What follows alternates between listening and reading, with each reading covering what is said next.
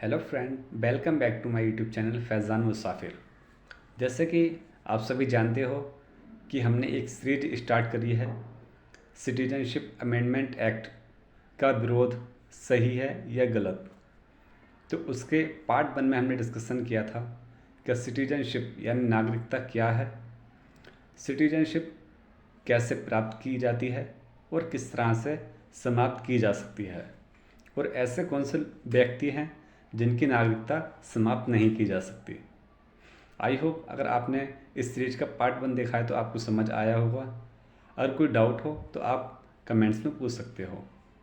तो फ्रेंड, आज हमारे सीरीज के पार्ट 2 का जो मेन कोर रहेगा, यानी आज जो हम डिस्कशन करने वाले हैं, वो 1950 ईस्वी से 2000 तक जितनी भी ऐसी घटनाएं हुई जो सीए से रिलेटेड हैं उन पर डिस्कशन करेंगे।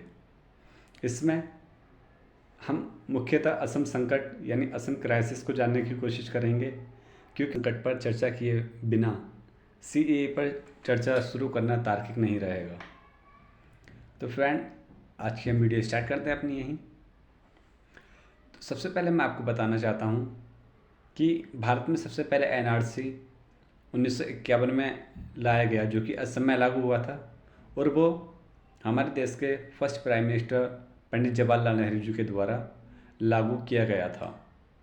उसका रीज़न ये था कि जो ईस्ट पाकिस्तान था, एट प्रेजेंट टाइम जो बांग्लादेश है, वहाँ से अवैध प्रवासी यानी इलीगल माइग्रेंट काफ़ी ज़्यादा संख्या में भारत में आ रहे थे। इस संख्या को देखते हुए एनआरसी किया गया था ताकि जो इलीगल माइग्रेंट हो उनको वापस भेजा जा सके, परंतु ये सफल पूर्वक नहीं रहा। फिर 1955 को सिटीजनशिप अमेंडमेंट एक्ट लाया गया। उसके बाद ये काम स्लो होता गया, यानी इस पर कोई ख़ास ध्यान नहीं दिया गया, और मई 1964 को हमारे first prime minister Nehru ji की डेथ हो गई। नेहरू जी की डेथ के बाद हमारे देश के प्राइम मिनिस्टर बने लाल बहादुर शास्त्री जी। उन्होंने भी एनआरसी लाने की कोशिश की, पर वो भी सफल नहीं रहे। उसके बाद उनकी 11 जनवरी 1966 को डेथ हो जाती है ताशकंद में। उसके बाद हमारे देश की प्राइम मिनिस्टर बनती हैं इंदिरा गांधी जी। उसी बीच ईस्ट पाकिस्तान और वेस्ट पाकिस्तान में कॉन्फ्लिक्ट चल रहे थे, उसको जानने की कोशिश करते हैं थोड़ी। तो फ्रेंड, उस टाइम पर जो वेस्ट पाकिस्तान था वो हमेशा अपने आप को सुपर समझता था ईस्ट पाकिस्तान की कंपेरिजन में, और वहाँ के लोग ईस्ट पाकिस्तान के लोगों को छोटी नज़र से छोटा समझा करते थे, यानी कहा करते थे उनको ये काले हैं, गट्टे हैं, कितने बेकार लोग हैं, असभ्य लोग हैं, इस तरीके का बड़ी यूज किया करते थे। और जो पॉलिटिकल पावर थी हमेशा वो वेस्ट पाकिस्तान के पास रहा करती थी। इसी बीच वेस्ट पाकिस्तान ने पाकिस्तान की नेशनल लैंग्वेज उर्दू को बनाने की बात की। ईस्ट पाकिस्तान पूरा भड़क गया क्योंकि वहाँ की नेटिव लैंग्वेज बंगाली थी। फिर इलेक्शन आते हैं बांग्ला जो पाकिस्तान थे उसके। उसी बीच जो वेस्ट पाकिस्तान था वहाँ के मुख्य नेता थे जुल्फ़िकार अली भुट्टो, जो कि पाकिस्तान पीपल्स पार्टी के नेता थे। और जो ईस्ट पाकिस्तान था वहाँ के एक निर्विवाद नेता उभरे शेख मुजीबुर रहमान, जो कि अवामी लीग पार्टी के नेता थे। और उस वक्त पाकिस्तान के जो सैनिक तानाशाह थे वो थे याहिया खान। जब ये इलेक्शन होते हैं तो वेस्ट पाकिस्तान में काफ़ी पार्टियाँ खड़ी होती हैं, जिस वजह से वेस्ट पाकिस्तान की जो सीट्स होती हैं वो डिवाइडेड हो जाती हैं। लेकिन ईस्ट पाकिस्तान में जितने भी बंगाली लोग होते हैं भाषा के आधार पर एकजुट हो जाते हैं और अपना पूर्ण समर्थन वो शेख मुजीबुर रहमान को दे देते हैं, जिस वजह से जीत होती है शेख मुजीबुर रहमान की। और इससे वेस्ट पाकिस्तान काफ़ी भड़क गया था। इसी वजह से उन्होंने शेख मुजीबुर रहमान से काफ़ी बातें की, याहिया खान और जुल्फ़िकार अली भुट्टो ने, कि वो सत्ता छोड़ दें, लेकिन उन्होंने ऐसा नहीं किया। और इसी दौरान बेस्ट पाकिस्तान के नेताओं ने यानी पार्टीज़ ने और याहिया खान ने काफ़ी लंबे टाइम तक पार्लियामेंट सेशन को नहीं बैठने दिया, क्योंकि अगर पार्लियामेंट सेशन बैठता तो जो शेख मुजीबुर रहमान थे उनको प्राइम मिनिस्टर की ओथ दिलानी होती। जब ये चीज़ शेख मुजीबुर रहमान को अच्छी नहीं लगी, उन्हें महसूस हुई कि ये गलत हो रहा है, तो उन्होंने 7 मार्च 1971 को घोषणा कर दी कि अब हम अपना नया राष्ट्र बनाएंगे, यानी एक न्यू नेशन बनाएंगे हम अपना। उसका रीज़न वही है, उन्होंने कहा कि हम इस तरह से नहीं रह सकते। जब उन्होंने ये मांग कर दी तो फिर एक आंदोलन स्टार्ट होता है जो कि स्वाधीनता आंदोलन होता है। जो बेस्ट पाकिस्तान थे वो इस आंदोलन को कुचलने की कोशिश करते हैं, तो इसी के लिए वो 25 मार्च 1971 को एक ऑपरेशन स्टार्ट कर देते हैं जिसका नाम होता है सर्च लाइट। इसमें काफ़ी लोगों की डेथ हुई, तकरीबन 3 लाख से 30 लाख तक लोग मारे गए इसमें। बट जो ईस्ट पाकिस्तान के लोग थे उन्होंने 26 मार्च 1971 को ही अपनी आप को एक न्यू राष्ट्र घोषित कर दिया था, जबकि वो अभी आज़ाद नहीं हुआ। जबकि बांग्लादेश को आज़ादी जो है वो 16 दिसंबर 1971 को मिली थी, लेकिन 26 मार्च का आज भी वहाँ पर महत्व है, इसलिए वो प्रत्येक वर्ष 26 मार्च को स्वाधीनता दिवस मनाते हैं। और खैर ये बात रही जो ईस्ट और वेस्ट पाकिस्तान के वहाँ की कॉन्फ्लिक्ट की। देखते हैं उस टाइम पर भारत में क्या चल रहा था। तो फ्रेंड, मार्च 1971 में भारत में इलेक्शन चल रहे थे और उन इलेक्शन में जो जीत होती है वो कांग्रेस पार्टी की होती है, जिसमें इंदिरा गांधी जी पूर्ण समर्थन के साथ प्रधानमंत्री बनती है भारत की। तो इधर इंदिरा गांधी जी भारत की प्राइम मिनिस्टर बनी, और जैसे ही प्राइम मिनिस्टर बनी उनके ऊपर एक संकट आया जो था इलीगल माइग्रेंट का, यानी अवैध प्रवासियों का, जो कि ईस्ट पाकिस्तान यानी आज के बांग्लादेश से भारत में आ रहे थे। ये चीज़ को देखते हुए इस कॉन्फ्लिक्ट को सोल्व करना इंदिरा गांधी जी की प्राथमिकता बन गई थी। और जो वेस्ट पाकिस्तान था उसको सपोर्ट कर रहे थे अमेरिका और चीन। इसको देखते हुए इंदिरा गांधी जी ने सबसे पहले यूएसएसआर के साथ 25 वर्षीय संधि की, यानी फ्रेंडशिप की, और यूएसएसआर से ये आश्वासन लिया कि अगर युद्ध होता है और अमेरिका चीन आए बीच में तो यूएसएसआर भारत की तरफ से आएगा, यानी भारत का सपोर्ट करेगा। फिर इंदिरा गांधी जी ने हमारे सैनिकों से बात की, तो हमारे सैनिकों ने उनसे कहा कि अभी हमें सर्दी यानी विंटर तक का वेट करना चाहिए, क्योंकि विंटर में जो मौसम होगा वो हमारा अनुकूल होगा और वेस्ट पाकिस्तान की जो सेना है वो ज़्यादा खास नहीं कर पाएगी कुछ। जैसे सर्दी आई हमारी सेना ने भी ऑपरेशन स्टार्ट कर दिया और 16 दिसंबर 1971 को पाकिस्तान के 93,000 से ज़्यादा सैनिकों ने भारत के सैनिकों के सामने घुटने टेक दिए, और उसी के साथ जो बांग्लादेश है वो आज़ाद हो जाता है। अब बांग्लादेश आज़ाद हो गया। फिर इंदिरा गांधी जी ने ढाका गई थी और जो शेख मुजीबुर रहमान थे उनके साथ मार्च 1972 में संधियाँ की, जिसमें इंदिरा गांधी जी ने ये बात रखी कि बांग्लादेश से भारत में बहुत अधिक मात्रा में इलीगल माइग्रेंट आए और आज़ादी से अब तक, यानी आज़ादी से 1971 तक 150 करोड़ अवैध प्रवासी भारत में घुस चुके हैं। जब ये बात हुई तो एक समझौता हुआ इस चीज़ को लेकर, और शेख मुजीबुर रहमान की तरफ से कहा गया कि 25 मार्च 1971 के बाद जितने भी बांग्लादेशी लोग भारत में गए हैं उनको वापस बुला लिया जाएगा। यानी कि इसमें बात हुई जो 25 मार्च 1971 के बाद भारत में गए उनको वापस बुलाने की। अब इस पे और इसीलिए 25 मार्च का ही स्टैंड लिया जाता है 1971 वाला, जब से वही ब्रिजलैंड में आ गई थी, क्योंकि वहाँ पर दोनों नेताओं की सहमति हो गई थी। खैर उसके बाद भारत में इमरजेंसी लगी, तो आप सभी जानते हो, और जैसे ही इमरजेंसी समाप्त होती है फिर इलेक्शन होते हैं। उसमें जो भारत में सरकार बनती है वो जनता पार्टी की बनती है। अब जनता पार्टी की सरकार बनी सेंट्रल में, ठीक। 1978 में असम में इलेक्शन होते हैं विधानसभा के, तो असम में भी जो सरकार बनती है वो जनता पार्टी की बनती है। अब जो असम की एक लोकसभा सीट थी मंगलडोई, उसके जो सांसद थे उनकी डेथ हो जाती है, तो वहाँ पर इलेक्शन होना स्वाभाविक थे।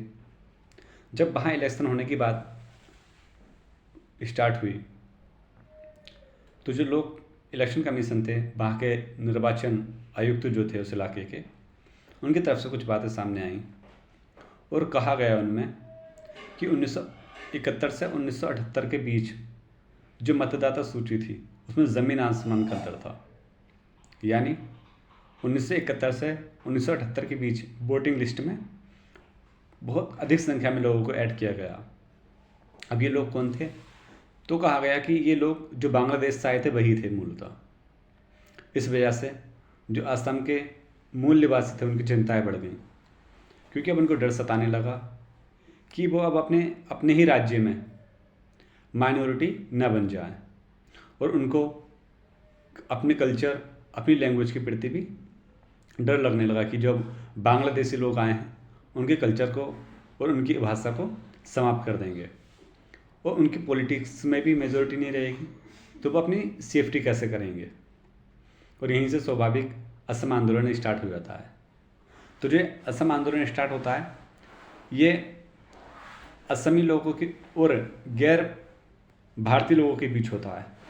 यानी इसमें रिलीजन का कोई मैटर नहीं था उनके लिए, चाहे बांग्लादेश से हिंदू आया हो या मुसलमान आया हो, कोई भी आया हो, उनको असम से बाहर निकालने का उनका मोटिव था।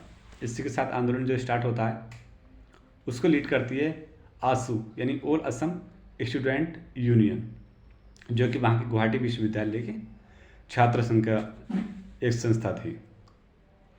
अब आसू का साथ देने के लिए एक संस्था और ऐड हो जाती है जिसका नाम था ऑल असम गण संग्राम परिषद।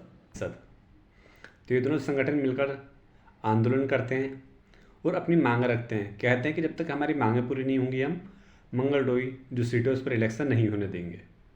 इनकी मांगें मुख्यतः 3 थी जिन्हें 3D कहा जाता है। पहली मांग थी डिटेंशन, यानी जितने भी अवैध लोग हैं उन सबकी पहचान की जाए और उनकी गिरफ्तारी की जाए। दूसरी मांग थी डेलीशन, यानी जितने भी इलीगल माइग्रेंट के नाम वोटिंग लिस्ट में शामिल हो चुके हैं उनके नाम हटाए जाएं वोटिंग लिस्ट से। तीसरी मांग थी इनकी डिपोर्टेशन, यानी इलीगल माइग्रेंट को उनके देश वापस भेजा जाए। लेकिन उनको आश्वासन दिया गया और उस सीट पर इलेक्शन हो जाते हैं बात को। फिर बात को जो जनता पार्टी होती है वो गिर जाती है, क्योंकि चौधरी चरण सिंह जी अपना समर्थन वापस ले लेते हैं उससे। फिर चौधरी चरण सिंह जी की सरकार बनती है और वो भी ज़्यादा लंबे टाइम तक नहीं चल पाती और गिर जाती है। फिर जुलाई 1979 को इलेक्शन होते हैं दोबारा से लोकसभा सीट के लिए, जिसमें जो असम आंदोलन था फिर तेज़ी से हो जाता है, जो कि 1978 में रुक गया था। और उन्होंने कहा कि पहले कहा गया था सरकार की तरफ से कि अभी टाइम नहीं है ज़्यादा, इस वजह से नहीं कर सकते। अब टाइम है तो जब जितने भी इलीगल माइग्रेंट वोटिंग लिस्ट में शामिल हो चुके हैं उनके नाम नहीं हटेंगे, अब तक इलेक्शन नहीं होंगे। और इलीगल माइग्रेंट की संख्या 40 लाख के करीब मानी जा रही थी, यानी इतने लोग वोटिंग लिस्ट में गैर कानूनी रूप से शामिल हो चुके हैं। लेकिन उस टाइम पर भी उनकी कोई बात नहीं मानी गई और जो इलेक्शन थे उसी मतदाता सूची के अकॉर्डिंग कर दिए गए जिसमें इलीगल माइग्रेंट भी शामिल थे। अब जब ये इलेक्शन होते हैं लोकसभा के, तो जो आसू और ऑल असम गण संग्राम परिषद दोनों संगठन मिलकर कहते हैं कि अब हम असम में जो लोकसभा की 14 सीटें हैं उन पर इलेक्शन नहीं होने देंगे, और वो कहते हैं कि कोई इससे खड़ा ना हो।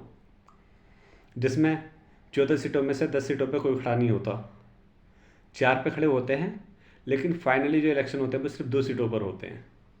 लेकिन लोकसभा के चुनाव थे, ये पूरे देश में चुनाव हुए थे, उसके बेस पर सरकार बनती है इंदिरा गांधी जी की।